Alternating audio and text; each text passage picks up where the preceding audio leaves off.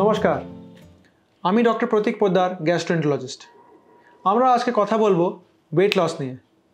আমি কেন weight loss নিয়ে কথা বলছি তার কারণ হচ্ছে আমরা অনেকগুলো পেশেন্ট অনেক রোগ নিয়ে আসে যেটা ওয়েট গেইনের জন্যই হয়, যেমন হলো fatty liver, acid reflux, acidity, dyspepsia, heartburn, তার সাথে হচ্ছে ফ্যাটি প্যানক্রিয়াস, তার সাথে অনেকগুলো ক্যান্সার, কোলনের ডিজিজ যারা ওয়েট গেইনের জন্যই হয়। মানে weight gain is important cause for it. তাহলে আমাদের কী করা উচিত, এই ওয়েট লসটা কীভাবে করব? অনেক পেশেন্ট আমায় জিজ্ঞাসা করে, স্যার আমরা ওয়েট লস করবো কীভাবে?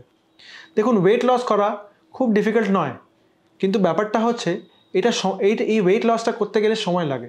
You have to have patience না থাকলে ওয়েট লস করা যায় না, সেটা হচ্ছে সর্বপ্রথম কথা।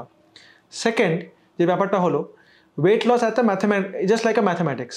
আমরা কী করি, ওয়েট গেইন করতে গিয়ে ইনটেকটা বাড়াতে হয়, আউটপুটটা কমাতে হয়। সেইভাবেই ওয়েট লস করতে গিয়ে ইনটেকটা কমালে আউটপুট বাড়ালে ওয়েট লস হবে। কিন্তু ওয়েট লস করতে গিয়ে the most important thing is আমাদের খাওয়া দাওয়ার পরিমাণটা কমাতে হবে। এক্সারসাইজ করে যে লাভ হয়, ডেফিনেটলি এক্সারসাইজ করলে অনেক লাভ হয়, কিন্তু এক্সারসাইজ করে ওয়েট লস করাটা সহজ নয়। তার কারণ হিসেবটা খুব সহজ। আপনি এখান থেকে 1 কিলোমিটার দৌড়লে মোটামুটি 50-60 ক্যালোরি লস হবে প্রত্যেক কিলোমিটারে, কিন্তু এক বাটি ভাতে থাকে 150 ক্যালোরি। আপনি কত দৌড়বেন? How much will you run? তো ব্যাপারটা হচ্ছে খাওয়া দাওয়া পরিমাণটা কমালেই আপনি দেখবেন ওজন কমতে শুরু করবে। তার সাথে বডি মাসল ঠিক রাখতে হবে, তার জন্য এক্সারসাইজটা করে রাখতে হবে। সো এক্সারসাইজ মিক্স করা উচিত, cardio exercise, strength training, weight training সব মিক্স করে তার সাথে খাওয়া দাওয়া পরিমাণটা কমিয়ে দিলে ওয়েট লসটা হবে।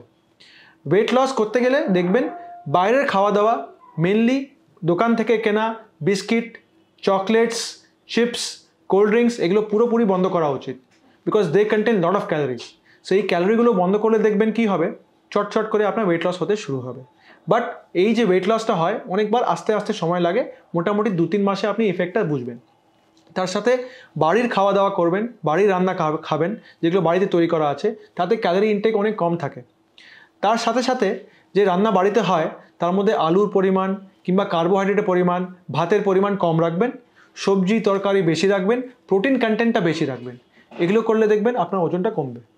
ওজন কমলে অনেক রোগকে আমরা থামাতে পারি, আটকাতে পারি, and we can lead a very healthy life. Thank you.